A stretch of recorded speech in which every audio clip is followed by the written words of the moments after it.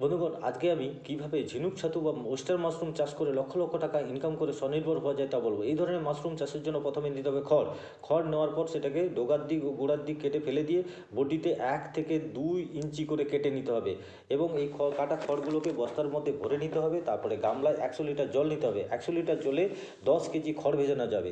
এই 100 লিটার জলের জন্য স্ক্রিনে দেখা যাচ্ছে যে চুন দিতে হবে 30 গ্রাম, ব্যাবিস্টিন 10 গ্রাম, ফরমালিন 125 ml গুলিয়ে দিয়ে তারপরে 12 ঘন্টার জন্য এই কাটা খড়গুলোকে ভিজিয়ে রেখে দিতে হবে। 12 ঘন্টার পর খড়গুলোকে তুলে নিতে হবে ছেঁকে। তুলে নেওয়ার পর খড়গুলোকে চিপে দেখতে হবে হাতের মধ্যে। হাতে যদি চেপার পর যদি জল ফোঁটা ফোঁটা করে পড়ে তাহলে আরেকটু শুকিয়ে নিতে হবে। যদি হাতে চেপার পর জল ফোঁটা ফোঁটা করে না পড়ে তাহলে ময়েশ্চার ঠিক আছে। এই খড়গুলোকে নিতে হবে। নেওয়ার পর এবারে আমরা সিলিন্ডার তৈরি করব। সিলিন্ডার তৈরি করার জন্য প্রথমে নিতে হবে মাশরুমের প্রন। মাশরুমের প্রনগুলোকে ভেঙে নিতে হবে। একটা মাশরুমের প্যাকেটে থাকে প্রনের প্যাকেটে থাকে 200 গ্রাম। 200 গ্রাম বীজ দিয়ে দুটো সিলিন্ডার তৈরি করা যায়। তো আমরা 100 গ্রাম বীজ নেব। প্রথমে একটা পলিথিন নেব।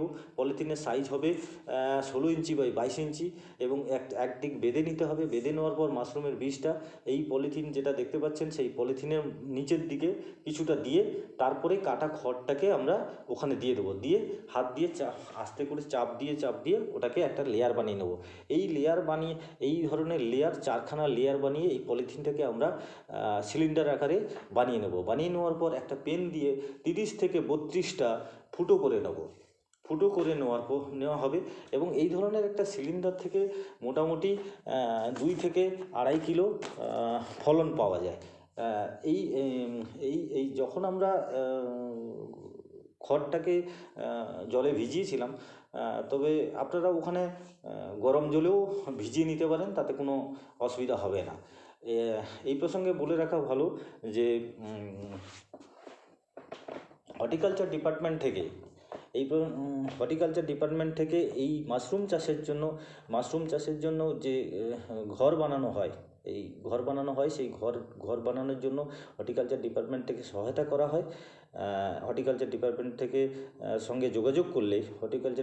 সঙ্গে যোগাযোগ করলে এই ধরনের ঘর বানানোর সহায়তা আপনারা পেতে পারেন।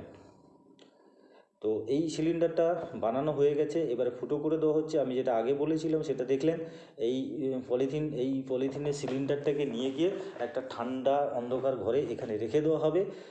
রেখে দিয়ে এইখানে প্রথম ফলন পাওয়া যাবে 20 থেকে 22 দিনের মাথায়। সেকেন্ড ফলন পাওয়া যাবে 30 থেকে 40 দিনের মাথায়। থার্ড ফলন পাওয়া যাবে 50 থেকে 55 দিনের মাথায়।